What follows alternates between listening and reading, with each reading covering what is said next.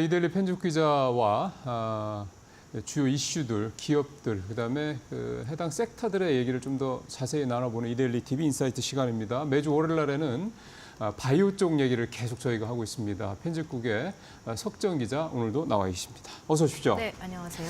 자, 오늘 일단은 이오플로라는 회사 얘기를 할 건데 내용은 좋지를 않아요. 네. 이게 유상증자라는 게 사실은 네.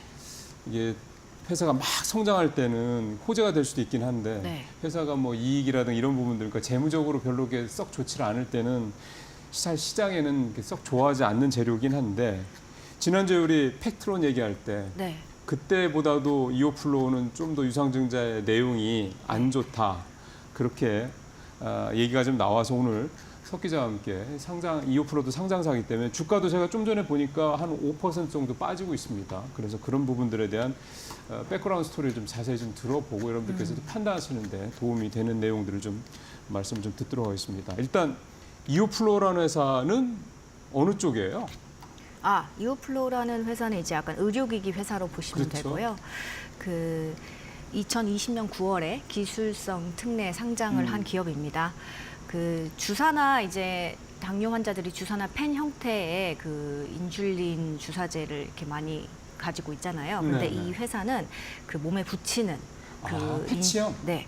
이제 인슐린 펌프를 개발한 곳입니다. 이제 당뇨 환자들의 혈당 조절을 돕는 패치를 개발한 곳입니다. 그러면 이제 당뇨 환자분들 여기다 딱 붙여서 인슐린 조절하는 그 패치를 만드는 회사다. 네, 그거를 붙이고 수영도 할 수 있고 잠도 잘 수 있고. 그래요? 네, 그래서 이제 편리성이 엄청 높죠. 그러네요. 전 세계에서 이 웨어러블이라고 말을 하는데요. 패치를. 네, 웨어러블 인슐린 펌프 이거를 개발한 곳이 단 2곳밖에 없습니다. 그래요?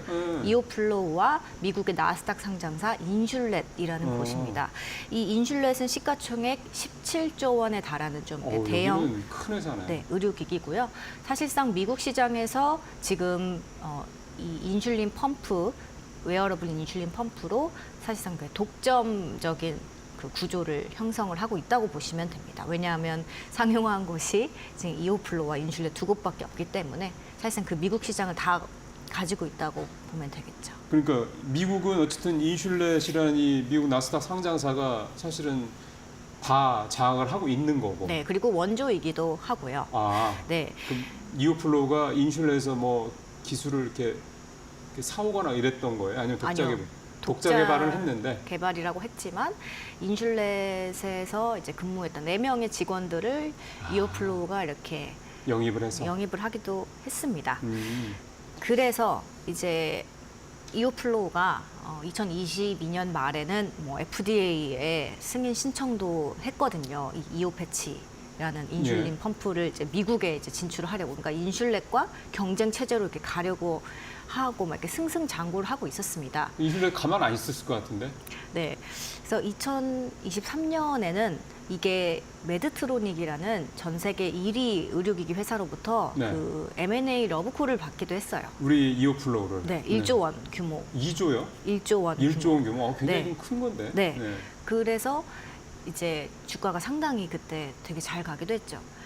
그런데 말씀하신 것처럼 인슐렛이 가만히 있지 않았습니다. 그럼요. 이런 경쟁자가 온다 그러면 독점 시장을 자기가 구가하고 있다가 가만 안 있겠죠.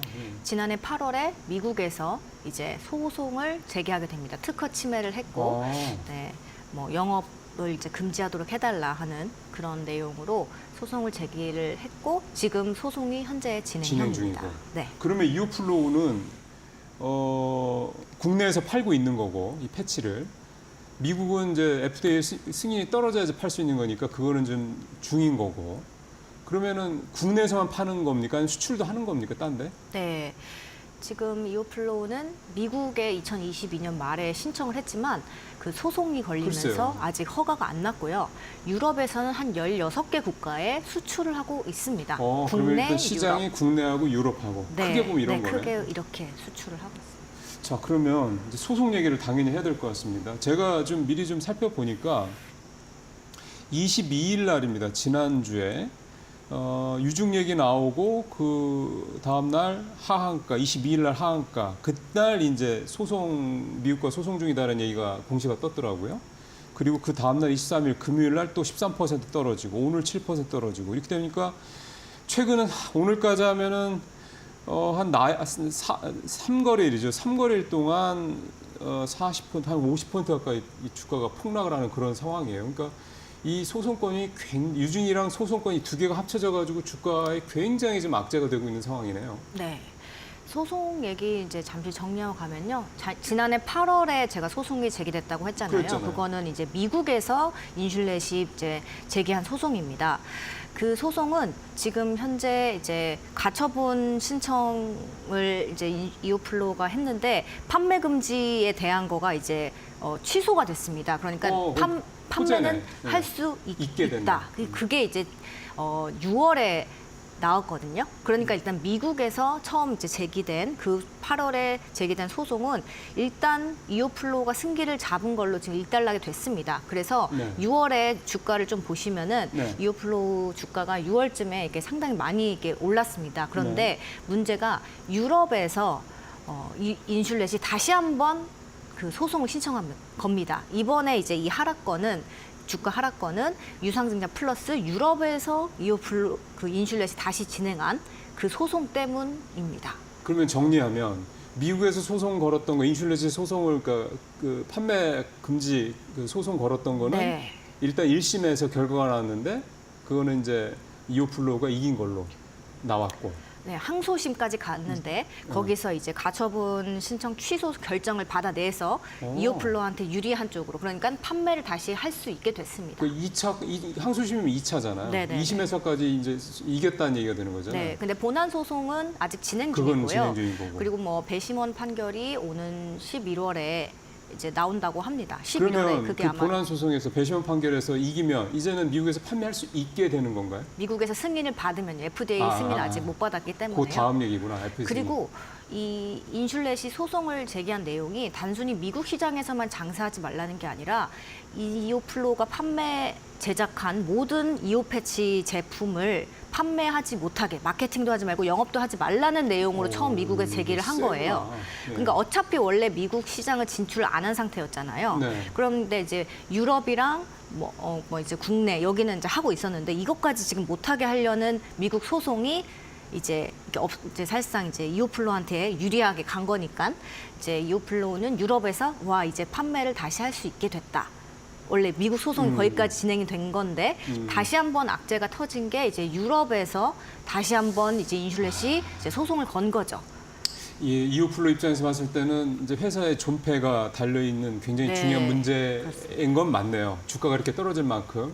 근데 거꾸로 얘기하면 이거는 뭐 너무 이제 앞서 나갈 수 있겠지만 이 소송 문제만 말끔하게 승소를 하면 이제 글로벌하게 두 회사만 이 패치를 만드는 거니까 네. 굉장히 회사의 어떤 큰 뭔가 성장에 도움이 될 수 있는 얘기일 수는 있다. 그렇게 볼 수 있는 건데 사실 네. 그 얘기는 너무 앞서 나간 얘기고. 그렇죠. 뭐 그래서 6월에 한번 미국 소송에서 이제 이오플로가 승기를 잡았다고 했잖아요. 그때 메드트로닉과의 인수가 다시 재시작하는 거 아니냐, 네, 재논의되는 거 네. 아니냐 이런 이제 기대감이 상당히 있었습니다. 그러겠네요.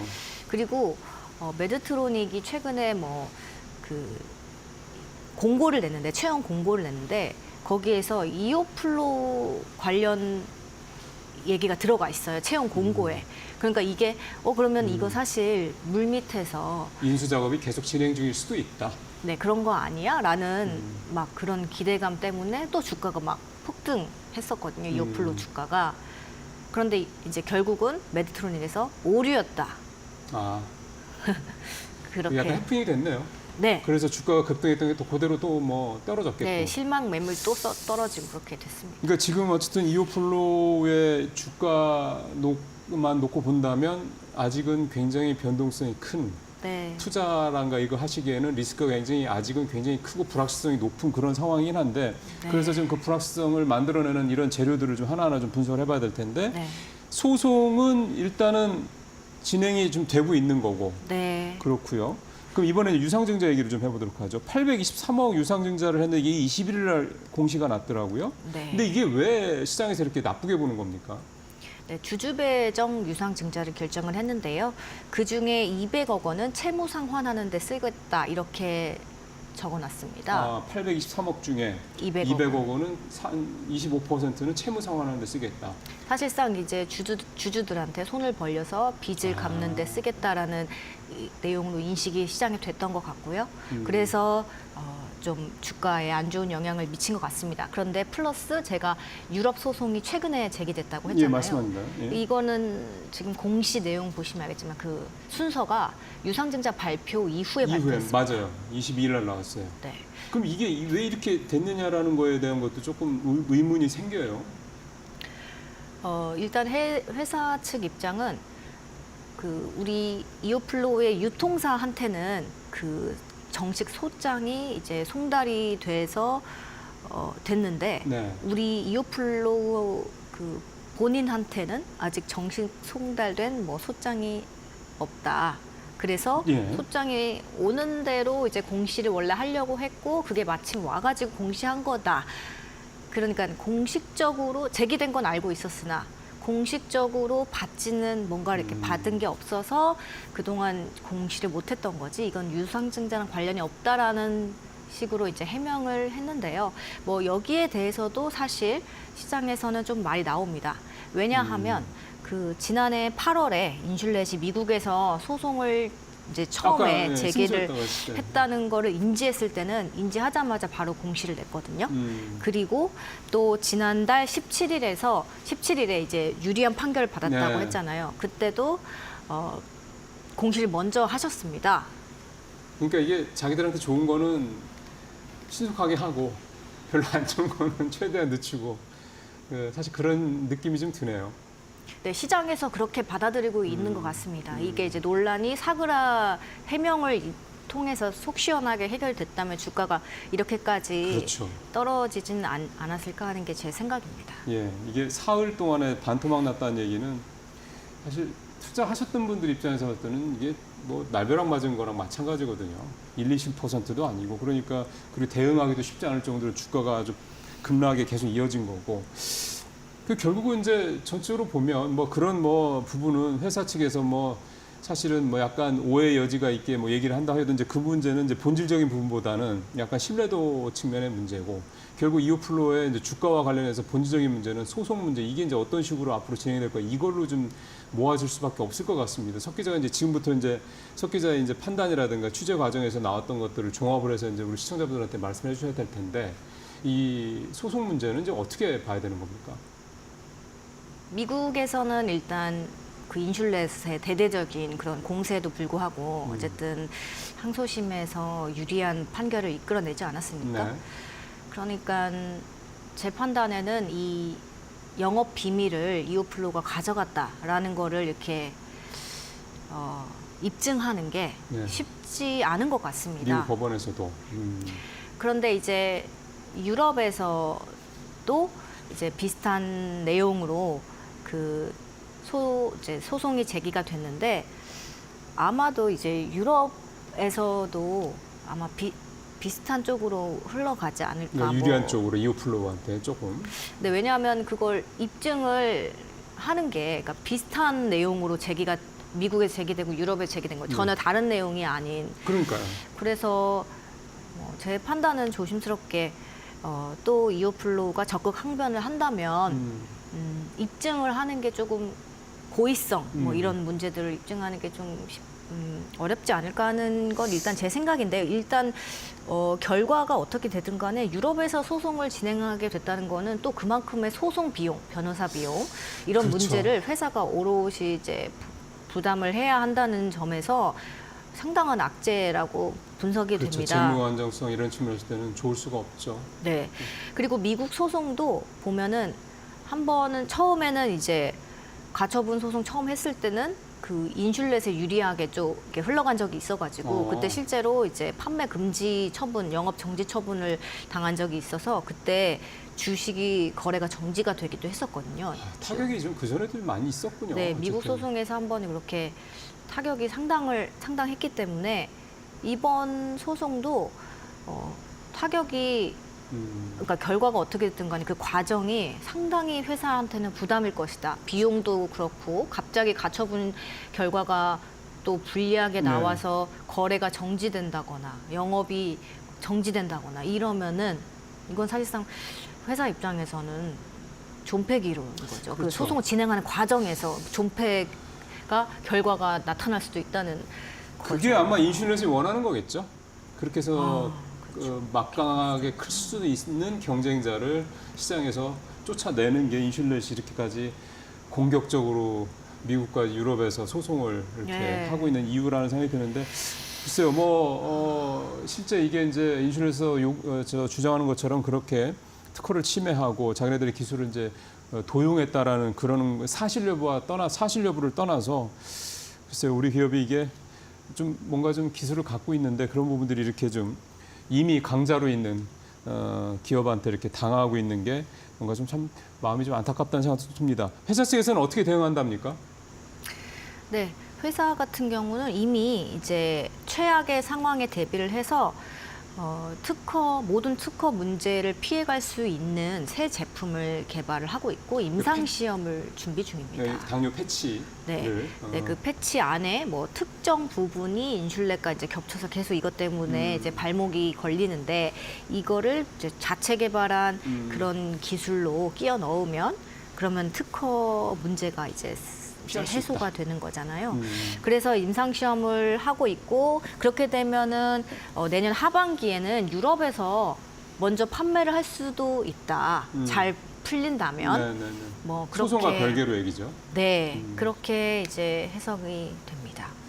예, 당뇨 환자는 뭐 선진국들은 엄청나게 많죠. 네. 우리나라도 굉장히 늘고 있고 그래서 사실 이 당뇨가 보통 주사로 보통 하니까 이거 얼마나 불편합니까? 그거를 패치로만 해서 한다고 그러면 너무 편하니까 네. 시장성은 정말 굉장히 크다라고 생각을 하는데 네, 참 이게 글로벌 시장에서 자리 잡는다라는 게 기술력이나 이런 걸 갖고 있어도 참 쉽지 않다라는 생각을 이오플로우 사례를 보면서 새삼 좀 느끼게 됩니다. 좀 뭔가 좀 주변에서 도움을 줄 수 있는 데들, 정부라든가 주변에 좀 도움을 줄 수 있는 데가 좀 이렇게 힘을 좀 밀어줬으면 하는 생각도 좀 들고요. 자 이제 다음 기업 넘어가 보도록 하겠습니다. 최근에 상장한 회사인데 이엔셀. 네, 이 회사가 막 따따블 가는 것처럼 막 보여가지고 되게 그날 저도 기억이 납니다. 근데 이제 결론은 그렇게 안 되긴 했는데 어쨌든 시장에서 기대감이 그만큼 있다라는 생각 좀 들어서 이엔셀 얘기를 좀 해보죠. 네. 이 회사가 왜 이렇게 관심이 많았던 걸까요? 네, 뭐 주가가 잘 갔던 건 여러분들도 더 네. 잘 아실 거라 그래서 그 부분은 넘어가고요. 이 회사가 이제 다른 그 세포 유전자 치료제 위탁 개발 생산 사업을 영위하는 국내 여러 바이오텍들 중에서 가장 경쟁력이 있다고 보여진 이유는 다품목 생산이 가능하기 때문입니다. 아, 커버리지가 한두 개가 아니라 여러 여러 개가 개. 기존에 이제 세포 유전자 치료제 위탁 개발 생산 사업 예. CDMO라고 하는데요. 그쵸. 이거를 지금 선언한 그리고 하고 있는 이런 국내 바이오텍이 상당합니다. 세포 치료제를 개발하고 있는 곳의 대부분이 우리도 CDMO 합니다라고 외칠 정도로 이게 사실상 돈이 되니까 이제 캐시 카우를 마련한다는 측면에서 이렇게 다 사업을 합니다라고 이제 문은 열어놨지만 사실 이 기업들한테 맡기면 자기네들이 강점이 있는 자신들이 개발하고 있는 그런 파이프라인과 관련이 있는 치료제들만 개발을 할 수 있다고 제가 들었습니다. 그러니까 세포 유전자 치료제도 종류가 상당히 굉장히 많은데요. 많겠죠. 그 자신들의 파이프라인과 관련이 있는 곳들만 이제 받기 때문에 좀 그동안 제한적이었는데 이곳은 거의 사실상 주문하는 대로 그 주문자가 원하는 대로 그 치료제를 그 양이라던가 뭐 특정한 그 후보물질 원리라던가 이런 것들 파악을 해가지고 이제 잘 만들어주기 때문에 네. 이 인기가 많다, 시장에서 인기가 많다 이렇게 보시면 될 것 같습니다. 이 회사가 삼성 서울병원에서 스핀오프한 회사예요. 삼성 서울병원 출신 교수가 의사 선생님이 만든 회사인데 병원이다 보니까 세포 유전자 치료제는 주로 희귀 질환을 타깃으로 하거든요. 그러니까 샘플을 구하기가 쉬웠겠네. 아, 네, 그렇습니다. 네. 희귀병 환자들은 다른 회사들은 이 희귀 환자들 만날 기회도 적고 그러니까요. 샘플을 구하기도 상당히 그렇죠, 어려운데 그렇죠. 이곳은 가능했다는 거죠. 그것도 방대한 양, 그동안 음. 옛날부터 쌓아왔던 데이터들을 가지고 이 데이터들을 가지고 치료제를 만들 수 있는 이 베이스가 깔려 있기 때문에 아, 그리고 뭐 이거는 다른 얘기지만 계열사가 삼성 아닙니까? 그렇죠. 네, 그래서 삼성 바이오로직스 같은 경우는 이제 대형으로 생산하는 글로벌 빅파마들을 상대로 하는 대형 수주를 이제 받아들이고 이 이엔셀은 그 밑에서 국내 바이오텍 그리고 해외에서 이제 막 임상을 시작한 조그만 바이오텍들을 주요 고객사로 삼아서 그러니까 약간 상생하는 느낌으로도 갈 수 있는 같은 계열사 느낌으로서 계열사인지는 잘 확인을 계열사는 해봐야겠지만 아니겠는데 아마 예. 관계사, 예, 그러니까 지분을 관계사 어느 정도 뭐 보유하고 있는 그런 그렇지 않을까 거라서 싶네요. 일단 회사 자체가 뒤에 이제 뒷배가 좀 든든하다는 느낌. 그리고 이미 이제 국내에서 좀 여러 수주를 받아서 이제 다 트랙 레코드라고 하죠. 그러니까 이 기존의 레퍼런스가 되게 좋은 거군요. 예. 레퍼런스가 좋다는 점, 뭐 이런 점들이 이제 다 복합적으로 작용을 해서 이 이엔셀이 좋은 회사다. 이렇게. 이 회사가 그러니까 기술 특례 상장을 하는 회사고 네. 보통 이제 바이오들이 그렇게 많이 상장을 하는데 그 이유는 이제 수익을 내기 전에 자금 조달을 원활하게 해서 이 회사가 수익을 내는 그런 큰 그 뭐 바이오 회사로 커길 바라는 차원에서 이제 기술 특례 상장을 하는 건데 결국 이 회사도 쉽게 말하면 이제 실적은 매출이나 영업이익이 나는 그 좋은 회사는 그거는 아직은 아닌 거겠네요. 네, 아무래도 초기 단계다 보니까요. 하지만 지금 이엔셀 같은 경우는 글로벌 제약사 17곳이랑 33건의 프로젝트를 이미 한 경험이 있어서 글쎄요. 누적 매출 같은 경우는 242억 원, 누주 수주 금액은 380억 원. 그러니까 아직 초기 단계긴 하지만 벌써 이제 300억이 넘는 수주 금액을 기록했고요. 지난해 매출 같은 경우는 105억 원, 영업 손실은 그런데 좀 118억 원으로 네. 아직은 시간이 조금 필요해 보입니다. 그러면은 네, 흑자 이게- 전환을 노릴 수 있는 신사업이 필요한 상황인 거죠. 그러니까 아직 흑자 내기에는 조금 현재 그러니까 CDMO로 그러니까 이렇게 좀 이를테면 이 희귀병이나 이런 쪽으로 다양하게 CDMO를 제일 잘하는 건 맞는데 네. 아직 플러스 그걸만 가지고 이 영업이익이 흑자로 돌아설 수 있는 수준은 아니고 네. 그러면 진짜 석 기자 말씀대로 뭐 돈 버는 걸 뭘 만들어 내야 되겠네요. 네, 그것도 만들어져 있다는 점도 그래요? 네, 시장에서는 조금 이제 반기는 부분인 것 같은데요. 예. 좀 어려운데 조직 특이적 AAV라고 이 타깃 치료 유전 물질을 그러니까 치료제를 환자의 몸 안에 그 특정 그 단백질에 이렇게 붙이는 것도 사실 그러니까 갖다 주는 것도 되게 그 기술도 되게 요즘 유명한 그 그러니까 이게 전달하는 거군요. 그렇죠. 그렇죠. 중간에 그러니까 네. 표적 항암제 얘기는 우리가 많이 했었는데 그 전에도 그러니까 그 표적 항암제를 그 암 세포가 있는 데다가 이렇게 갖다가 붙이는 네. 이 중간에 전달체. 이게 또 별개로 또 있는 거군요. 네, 전달체가 요즘 좀 전 세계적으로 뜨고 있는 그런 또 개발 분야라고 합니다. 그런데 그거 뭐 만들면 뭐 합니까? 가서 딱 잡아서 이제 치료를 해야 되는데 거기 전달이 안 되면 의미가 없는 거니까. 맞아요. 뭐 가다가 몸 안에서 녹아버린다던가 그러면, 잘 네. 못 간다던가 하면 예, 예. 의미가 없잖아요. 네, 힘들게 비싼 돈 주고 맞았는데. 그렇죠.